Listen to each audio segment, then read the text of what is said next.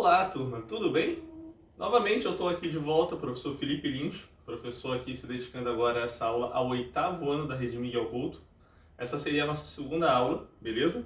Aula referente à Venezuela. Lembrando que na nossa última aula sobre o continente latino-americano, sobre a porção latino-americana do continente, nós trabalhamos algumas questões relacionadas à integração, problemas que dificultam a integração do nosso continente, e começamos a falar a partir dos povos pré-colombianos e também falei um pouco sobre Cuba e o Mercosul, que é o principal bloco econômico aqui da América do Sul, dessa porção onde está inserido o nosso país.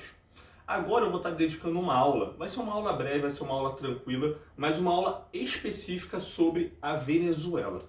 E ao final da aula vocês vão entender o porquê de eu estar dedicando uma aula inteira à Venezuela, tendo todo um contexto geopolítico, todo um contexto de conflito atual naquele território e que impacta diretamente o nosso país e toda essa região da América do Sul, obviamente, e também da América Latina, vamos dizer assim, pela proximidade geográfica e as relações socioeconômicas que existem ou existiam entre a Venezuela e os demais países da região, beleza?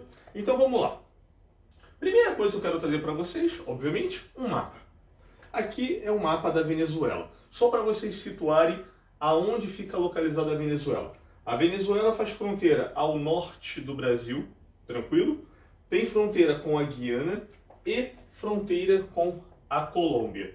Também possui um extenso litoral, tranquilo? Esse litoral é voltado para o Oceano Atlântico, numa região chamada de Mar das Antilhas, beleza?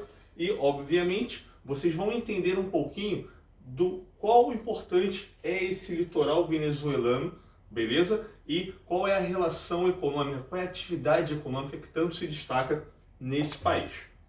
Seguindo, eu estou trazendo aqui para vocês aqueles aspectos gerais, só para dar uma contextualizada na Venezuela. É um país que faz parte dos países andinos, mas é um país que possui uma pequena, bem pequena extensão da Cordilheira dos Andes, beleza? Tendo um relevo formado basicamente por planaltos e planícies, com, como vocês perceberam, um extenso litoral, com penínsulas, golfos, ilhas, banhado pelo Mar das Antilhas.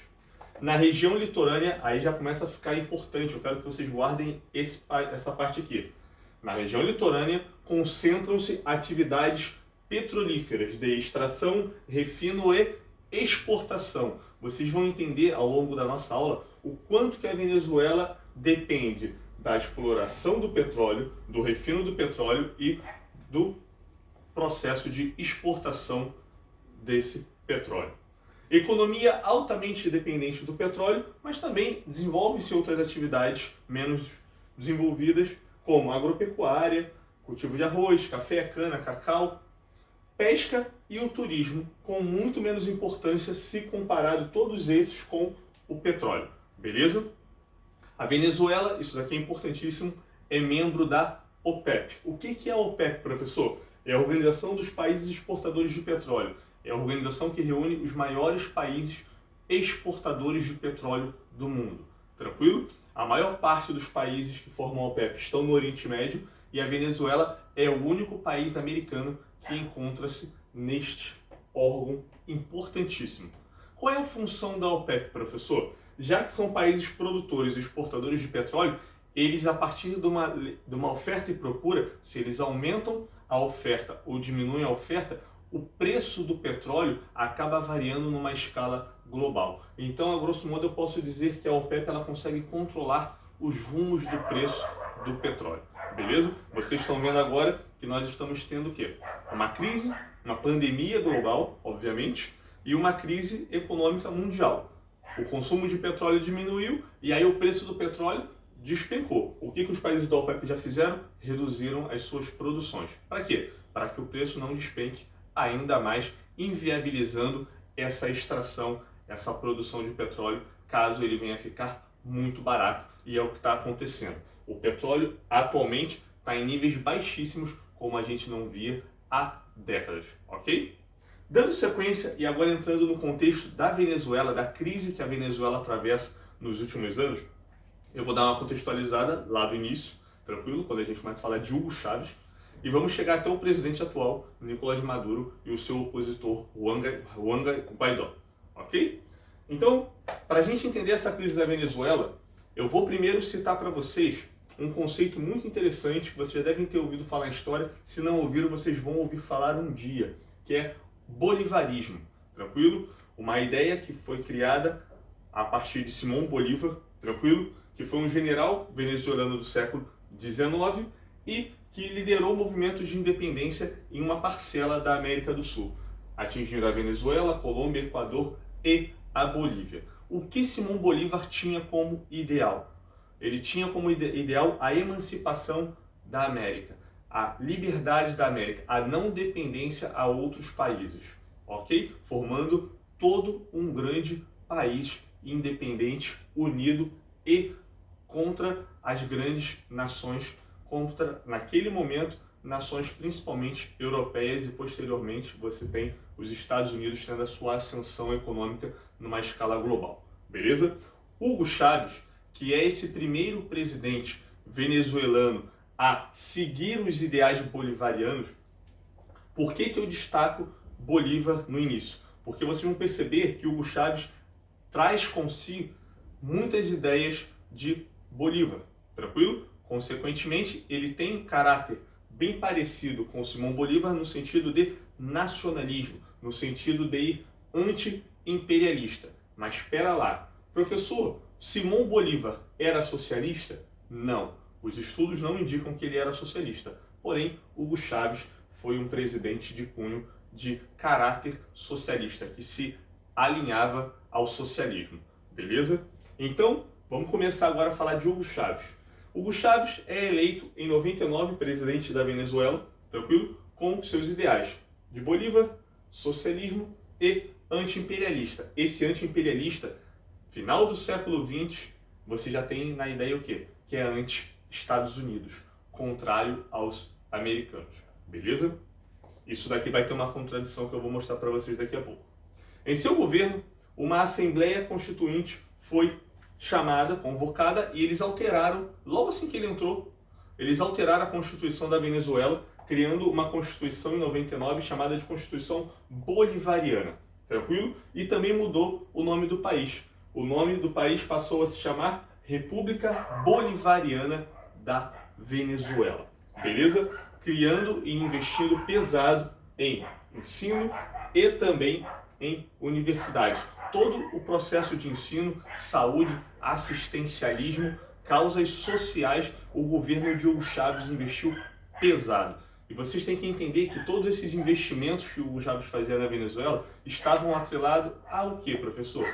Basicamente, às atividades petrolíferas, beleza? A Venezuela é um dos países que possui as maiores reservas de petróleo e gás do mundo.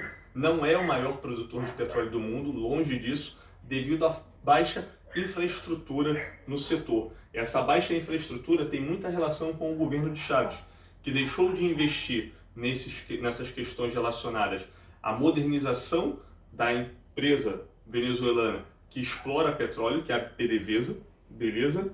Dando ênfase principalmente em políticas assistencialistas, políticas que estavam ligadas a causas sociais, mas não a um desenvolvimento industrial, um desenvolvimento econômico da Venezuela, ok? Em 2000, aí você já começa a entender um pouco por que o governo de Hugo Chávez, a Venezuela, a gente diz que é uma ditadura, tem traços ditatoriais. Em 2000, o governo aprova a lei habilitante. Essa lei permitia o presidente Hugo Chávez governar a partir de decretos, tranquilo? Esses decretos davam grande poder ao presidente, porque você não precisava mais do parlamento. Você baixava um decreto e definia sobre uma certa questão geopolítica, uma questão econômica, uma questão militar dentro do país, beleza? Em 2002, Chávez sofre um golpe.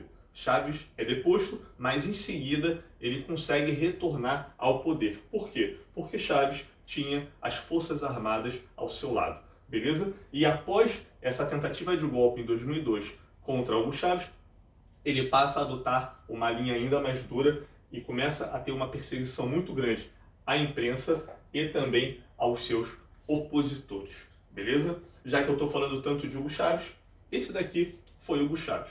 Eu vou dizer foi Hugo Chávez porque Hugo Chávez morreu e a gente vai ver aqui esse processo também. Hugo Chávez, nesse processo da lei habilitante, nesse processo de políticas anti-imperialistas, nacionalistas, atreladas também aos ideais bolivarianos, ele nacionaliza setores estratégicos, como as reservas de petróleo, as telecomunicações e eletricidade. Tranquilo? Setores hoje que estão extremamente defasados em relação à tecnologia na Venezuela. Essas reservas de petróleo eram exploradas por empresas locais, mas também empresas estrangeiras, até mesmo empresas brasileiras, vulgo Petrobras. Ok? E aí você começa a entender o porquê desse grande conflito entre Venezuela e Estados Unidos. Essa nacionalização desse setor petrolífero desagrada já de cara os Estados Unidos, tranquilo? Tendo uma coisa bem importante na cabeça de vocês. A Venezuela e os Estados Unidos são inimigas, vamos dizer assim. Porém, a Venezuela até pouco tempo dependia e muito da exportação de petróleo para os Estados Unidos. O principal comprador do petróleo venezuelano era os Estados Unidos até bem pouco tempo, ok? Em 2011, Chávez anuncia que tem um câncer. E esse câncer evolui rapidamente e ele já começa a dar poderes ao seu futuro vice na próxima chapa para a presidência, que era Nicolás Maduro, ok? Nicolás Maduro já começa a assumir o papel de Hugo Chávez, porém ele não era ainda o presidente eleito. Ele era, naquela época, o ministro das Relações Exteriores da Venezuela. Vale lembrar um pouquinho que antes desse contexto aqui de 2011, a Venezuela cresce tanto, o crescimento econômico da Venezuela, a renda per capita da Venezuela começa a subir muito, tranquilo? Por quê? O petróleo vai tendo uma crescente no mercado internacional e a Venezuela é até mesmo convidada a se tornar membro do Mercosul, membro efetivo do Mercosul, tranquilo? Mas ela acaba sendo suspensa anos depois devido a questões relacionadas a políticas antidemocráticas, tranquilo? Isso daí eu falei com vocês numa aula atrás sobre o Mercosul, ok? Em 2012, uma nova eleição e Hugo Chávez disputa essa nova reeleição e ganha. Porém, logo em seguida, após a vitória, ele morre. E como ele morreu, o seu então vice-presidente, Nicolás Maduro, assume o poder, mas tem que convocar novas eleições, porque assim diz a Constituição venezuelana. E com isso, ele convoca novas eleições e Nicolás Maduro, que era até então o vice de Hugo Chávez, permanece no poder e continuamos com a política chavista, continuamos com os princípios de Hugo Chávez na Venezuela. Sendo que aí questões geopolíticas, questões que extrapolam a Venezuela, começam a influenciar diretamente a economia venezuelana e vocês vão entender o que eu estou falando. Primeiro, eu quero mostrar para vocês isso daqui. Olha como o governo de Hugo Chávez, os anos em que Hugo Chávez esteve no poder, a Venezuela teve melhoras significativas nos aspectos socioeconômicos, mas não no seu desenvolvimento industrial, no seu desenvolvimento tecnológico, ok? Olha a linha da pobreza, vamos pegar aqui quando Hugo Chávez assume. E quase no final do governo de Hugo Chávez, olha com a linha da pobreza, a porcentagem da linha da pobreza na Venezuela, houve uma diminuição muito grande, tranquilo? Isso muito atrelado ao quê? A exportação de petróleo, a valorização do petróleo e, consequentemente, a entrada de dólares americanos por essa venda do petróleo para os Estados Unidos. Eu estou trazendo aqui também a evolução do IDH da Venezuela. Aqui é o momento em que Hugo Chávez assume e você percebe que você tem um crescimento bem acentuado do índice de desenvolvimento humano da Venezuela. Tranquilo? Muito acima até do que o Brasil, diga-se de passagem. Ok? E eu estou trazendo um outro gráfico que justifica esse crescimento da Venezuela, mesmo sem tantos investimentos em desenvolvimento industrial, em desenvolvimento tecnológico e atrelado a políticas assistencialistas. Olha o preço do barril do petróleo como sobe a partir do início do governo Chávez. Isso vai fazendo com que a Venezuela, grande exportadora de petróleo para os Estados Unidos, receba cada vez mais, lucre bastante com esse aumento do preço do barril do petróleo na escala global. Aqui segue ainda o petróleo lá em cima, acima de 100 dólares o barril do petróleo. Aí você percebe que a partir de 2014, esse preço no barril do petróleo começa a despencar. Tranquilo?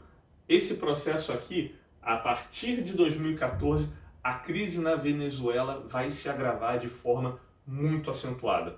Por quê, professor? Devido a essa queda abrupta no preço do barril do petróleo. E, consequentemente, se você tem uma crise econômica, não tem governo que se sustente. Junto disso, os Estados Unidos começam também a o quê? A promover sanções econômicas ao governo de Nicolás Maduro. E vocês vão entender isso aqui comigo agora, beleza? A partir de 2013, os Estados Unidos passam a criar fortes sanções econômicas à Venezuela. Em 2017, Nicolás Maduro promove uma nova Constituição, convoca para a criação de uma nova Constituição. A população vai para a rua protestar e mais de 100 pessoas morrem nesses protestos a partir de uma forte repressão das Forças Armadas que são controladas pelo governo de Nicolás Maduro. Poucos são os militares que não apoiam o atual governo. Em 2019, antes da posse de Nicolás Maduro para um novo governo, o Grupo de Lima é um grupo de países, tranquilo? Países do continente latino-americano, do México, passando pelo Brasil, que são contrários a essa medida imposta pelo governo de Nicolás Maduro, contrário a essa nova constituinte e que buscam o diálogo com a Venezuela para o quê? Para melhorar as condições de vida, para levar mais diálogo e romper com essa crise que vem se agravando na Venezuela. O Grupo de Lima foi de cara contrário a essa nova constituinte e também a essa reeleição de Nicolás Maduro. O único país que se absteve foi o México, ok? Em paralelo a isso, a Assembleia Nacional, ou seja, o parlamento venezuelano, elegeu seu novo presidente, Juan Guaidó. E aí esse termo é bem interessante, guarda o nome desse cara, Juan Guaidó. Ele, presidente do parlamento, se autodeclara presidente interino da Venezuela. Então hoje a Venezuela ela conta com 2 presidentes, é isso. Você tem Nicolás Maduro, que foi reeleito em 2019, tranquilo? E você tem o presidente do parlamento, Juan Guaidó, que a partir de 2019 também se declara o quê? Se autodeclara presidente da Venezuela. E o que é interessante é você perceber quais são os países que apoiam cada um dos lados. Os Estados Unidos, por exemplo, apoia Juan Guaidó, tranquilo? Esse grupo de Lima, a maior parte, também apoia o Juan Guaidó.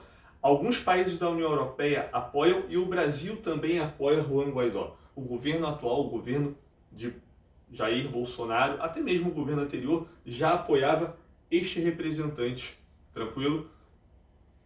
E você tem uma outra questão interessante aqui. Quem apoia, então, o governo de Nicolás Maduro atualmente, professor? Quem são as potências que seguram, que ainda dão base para esse governo? Primeiro, eles têm as Forças Armadas, tranquilo? Em suas mãos, uma grande presença de militares na cúpula do governo. Segundo, você tem China e Rússia apoiando o governo de Nicolás Maduro. 2 potências econômicas, 2 potências militares. Ah, professor, Cuba, Coreia do Norte também apoiam o Nicolás Maduro? Obviamente, beleza? Com a ascensão, a eleição, o crescimento de Donald Trump à presidência dos Estados Unidos, os Estados Unidos impõem ainda mais sanções, mais embargos econômicos à Venezuela, não permitindo nem mesmo o envio de medicamentos e alimentos à Venezuela. Tranquilo? E para você entender, há um contexto geopolítico relacionado, há um contexto econômico relacionado ao agravamento da crise da Venezuela também, que são a abrupta queda no preço do barril do petróleo. E você percebe, olha como a Venezuela, a partir das sanções impostas pelo Trump, passa a exportar cada vez menos petróleo para os Estados Unidos. Aqui você tem os Estados Unidos como um dos principais países para quem a Venezuela exportava petróleo, e você percebe que, recentemente, essa exportação é quase nula, tranquilo? E aí os Estados Unidos deixam de comprar o petróleo venezuelano e a Venezuela começa a aumentar a sua venda de petróleo, tanto para a China, mas principalmente para a Índia, ok? A inflação anual na Venezuela é outro grave problema que vocês têm que perceber, é interessante isso daqui. A Venezuela, com o agravamento da crise econômica, o preço do barril do petróleo despenca, a Venezuela começa a ter problemas, tranquilo? Porque menos dólares entrando, o dólar começa a disparar em seu país. A moeda venezuelana começa a se desvalorizar de forma crescente frente ao dólar. O que o governo então passa a fazer? A emitir moeda.